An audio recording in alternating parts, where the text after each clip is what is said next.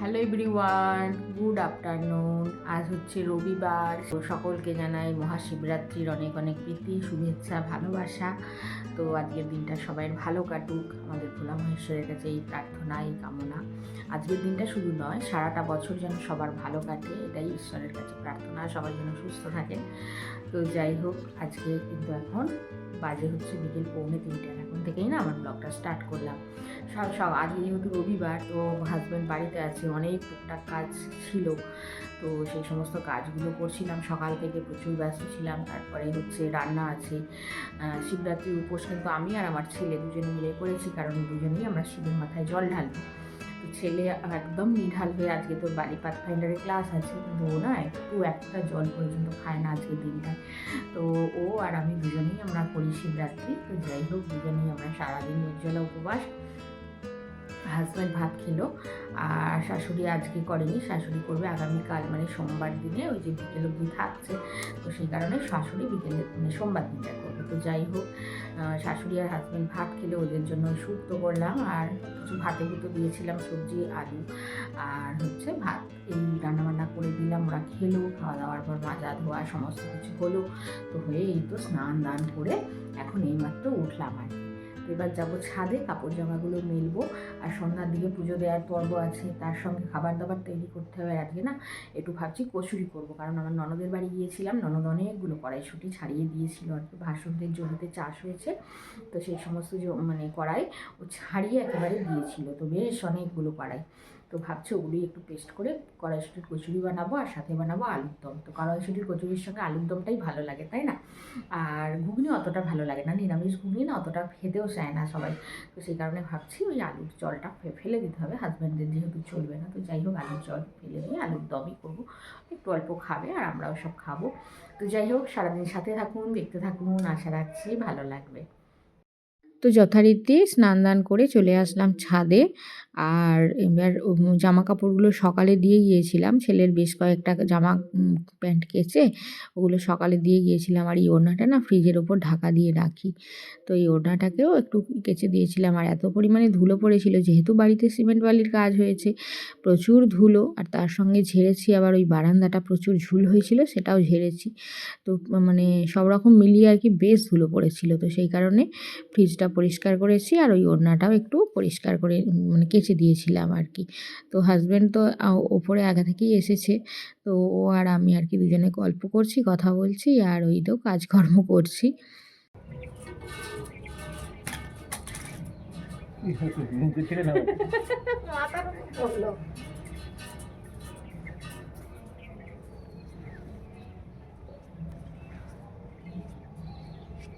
জল এনেছো? তো ছাদে একটা ক্যাকটাস গাছ বসানো আছে, তো জল মোটামুটি আমি রোজ দিনই দিই আর কি। কাপড় জামা ধুয়ে যখন ছাদে নিয়ে আসি, ওর সঙ্গেই জল নিয়ে আসি, আর ওটাই এমনি দিয়ে দিই আর কি গাছে। কিন্তু কথা হচ্ছে আজকে না আর জল দেওয়া হয়নি, আর আজকে রোদ্দুরের মানে তাপও প্রচুর। তো সেই কারণে হাজব্যান্ড বলেছিল যে একটু জল নিয়ে আসতে, কিন্তু আমি না ভুলে গেছি একদম জলের কথা। তো পাশের বাড়িতে আবার ওই মিস্ত্রি লাগা শুরু হয়েছে, ওদের ওই প্যারাপিট গাঁথছে, তো হাজব্যান্ড তাই দাঁড়িয়ে দাঁড়িয়ে দেখছে, আর আমরাও আর কি বলছি যে ডিজাইনটা খুব ভালো লাগছে। ওদের ডিজাইনটা আর কি আমাদেরই মতো হচ্ছে, আমাদের যেমন ওই চৌকো যে লম্বা টাইপের বক্সটা করা আছে, তো ওইটা করা আছে, আর ওদের মানে ওদের ওইটা করছে, আর একটা গোল টাইপের একটা ওই পাইপ যে আর কি সিমেন্টের যে পাইপ হয়, ওই পাইপ কেটে কেটে লাগাচ্ছে আর কি। তো গোল একটা মানে এরকম লম্বা একটা, আর বেশ ভালো লাগছে, ওদেরটাও খারাপ লাগছে না। আর তো সেই কারণেই আর কি আমরা দাঁড়িয়ে দাঁড়িয়ে, হাজব্যান্ড দাঁড়িয়ে দাঁড়িয়ে দেখছি, আর আমিও একটু দেখছিলাম। তো আমি আবার এই কাপড় জামাগুলো মেলে দিয়ে দিলাম আর কি। তো দিয়ে এবার একটু ওই ঘরটার মধ্যে বসবো।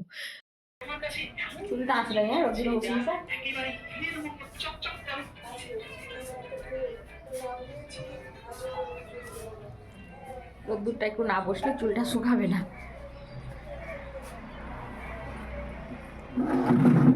আর আমাদের এখানে না প্রচুর জায়গায়, মানে প্রচুর জায়গায় আর কি শিব মন্দির আছে, তো সেই কারণে চারিদিকে শিব পুজো হয়, চারিদিকেই বক্স বাজছে, মাইকের আওয়াজ। এখন দুপুর টাইমটায় একটু বন্ধ আছে, কিন্তু সব সময় কন্টিনিউ বাজছে আর কি। আর আমাদের বাড়ির সামনে এই যে পাকা রাস্তা, এমনি আর কি প্রচুর মানুষ জল নিয়ে যাচ্ছে আর কি, জলযাত্রী যাচ্ছে। ব্যঞ্জ বাজনা বাজিয়ে যে একটু ভিডিও করব বা ক্যামেরা করব, এতটাই কাজে ব্যস্ত ছিলাম না, আর করে উঠতে পারিনি। তো এখন একটু হালকা হয়েছি, আবার বিকেলের খাবার দাবার তৈরি আছে। এই সমস্ত টুকটুক করে একা হাতে করতেও তো অনেকটা সময় লেগে যায়। আর ছেলেটা আমার থাকলে মানে কচুরির পুরগুলো ভরে দেয় খুব সুন্দর। ছেলে আমার নেই, পাথফাইন্ডার গেছে।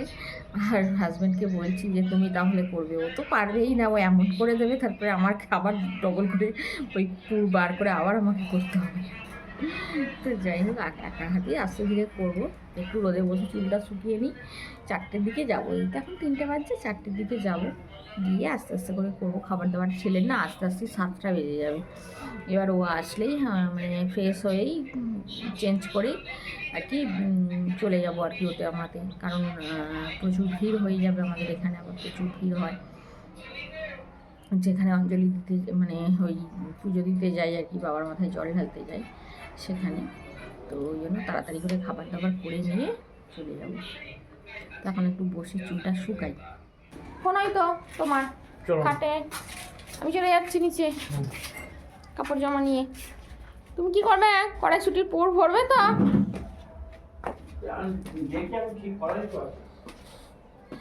তোমাকে করতে হবে না বাবু, তুমি যা করবার এদিকে কাজ কাম করো, ঘরের জানালা টানালা দাও, আমি করছি।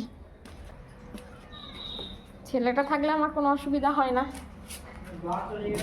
এই গো, ওই বালতির মধ্যে ভরে নিয়ে চলে আসো না গো।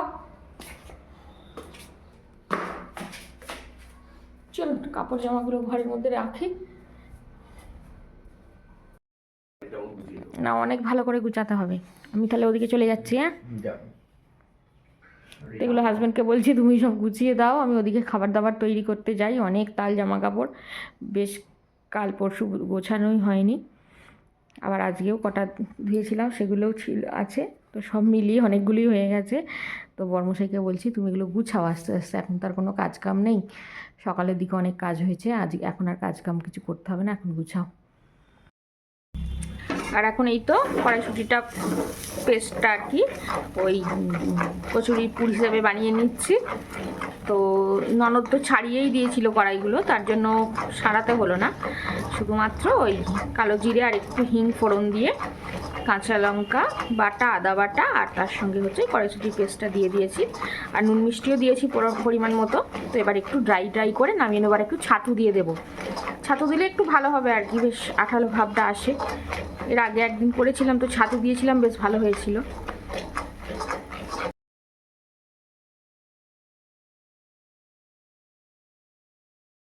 তো পুরটা একদম রেডি করে নিলাম। তো এবার ঝটপট করে আলুর দমের আলুটা কেটে নেব। কেটে নিয়ে সব তাড়াতাড়ি করে নিই, কারণ অনেকটাই সময় হয়ে গেছে। ছেলের অলরেডি ট্রেনে উঠে পড়বার সময়ও হয়ে গেছে, ও এলেই তো বেরোতে হবে সাথে সাথে। তো এই তো আলুর দমটা কষানো চলছে আর কি। আলুটা অলরেডি সিদ্ধ করে জলটা ফেলে দিয়েছি, আর একটু হিং দিয়েছি, হিং আর একটু ওই তেজপাতা ফোড়ন দিয়ে তার উপরে আর কি আলু দিয়ে এবার তার উপরে মশলাগুলো দিয়ে একটু কষিয়ে নিয়ে আলুটা দিয়ে আর কি কষাচ্ছি।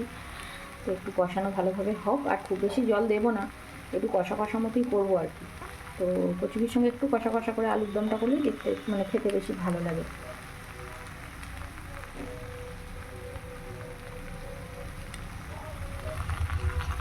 তো কালারটা সেই এসেছে। তো চলুন ঝটপট করে করতে থাকি, অলরেডি সন্ধ্যা হয়ে গেল। আলুর দম একদম রেডি, কালারটাও কিন্তু সেই এসেছে। এবার ঝটপট করে ময়দাটা মেখে ফেলি। চলুন পুরটা নামিয়ে নিই।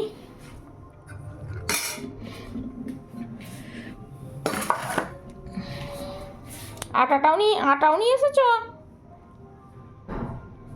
তো যথারীতি আমাদের ভোলা বাবার মাথায় জল ঢেলে আমি আর ছেলে চলেও এসেছি। আর এসে দেখছি হাজবেন্ড আমাদের সমস্ত সব কাজকর্ম করে একদম খাবার দাবার সমস্ত সব টেবিলে নিয়ে এসে গুছিয়ে রেখে দিয়েছে। আর এখন খেতে বসে গেছে ওরা। তো বসে যাক, তারপরে আমি একটু চেঞ্জ করে নিয়ে বসবো আর কি, কারণ আমি না ওই কোথাও থেকে এসেই সঙ্গে সঙ্গে খেতে পারি না। তো ওরা ততক্ষণ খেতে থাক, আর আমি এদিকে ড্রেসটা একটু চেঞ্জ করে নিই। আর দেখুন না, আমরা পুজো দিতে গেছি, আমার হাজব্যান্ড সব কিছু গুছিয়ে রেডি করে রেখে দিয়েছে। আমাদের এ ঘরে, ছেলের পাশের ছেলের ঘরে সব কিছু একদম দেখছি বেডিং করে, মানে মশারি টশারি খাটিয়ে একদম বিছনাপত্র করে রেডি করে রেখে দিয়েছে। তো যাই হোক, ও কিন্তু এই কাজগুলো খুব ভালো পারে আর করেও। আর পুজো দিতে যাওয়ার সময় না আপনাদের সঙ্গে কিছু শেয়ার করতে পারিনি, কারণ হচ্ছে তাড়াহুড়ো করে চলে গেছি।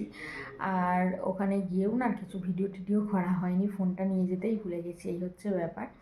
তো এখন বাড়ি চলে আসলাম, ওরা খাচ্ছে, খেতে থাক, আমি এবার ড্রেসটা চেঞ্জ করে নিই। আর আমি না একটা দেখুন সুতির একদম পিওর কটনের একটা শাড়ি নতুন ভাঁজ ভেঙে পরে গিয়েছিলাম। আমার না ওই লাল পাড় সাদা শাড়ি আছে, কিন্তু শাড়িটা না মানে কাঁচা ধোয়া আছে, কিন্তু মার টার দিয়ে সেরকম ইস্ত্রি টিস্ত্রি করা নেই, তো একটু যেন ন্যাতা ন্যাতা মতো লাগছে। তো সেই কারণে আর কি ওই শাড়িটা পরলাম না, এই লালের ওপরে এই প্রিন্টেড শাড়িটাই পরে গেলাম আর কি। তো যাই হোক, এবার খাওয়া দাওয়া করব, তারপরে হচ্ছে শুয়ে পড়বো, কারণ সারাদিন উপোস করে আর শরীর বইছে না আর কি। আর সারাদিনে খাটুনিও আজকে প্রচুর হয়েছে। তো যাই হোক, আজকের পর্ব এখানেই শেষ করছি। আপনারা সবাই খুব ভালো থাকবেন, সুস্থ থাকবেন, সাবধানে থাকবেন, আর আমাকে মনে রাখবেন, আমার ভিডিও যদি ভালো লেগে থাকে তাহলে অবশ্যই লাইক দিয়ে চ্যানেলটা সাবস্ক্রাইব করবেন। আজকের মতো আসছি, টাটা, গুড নাইট।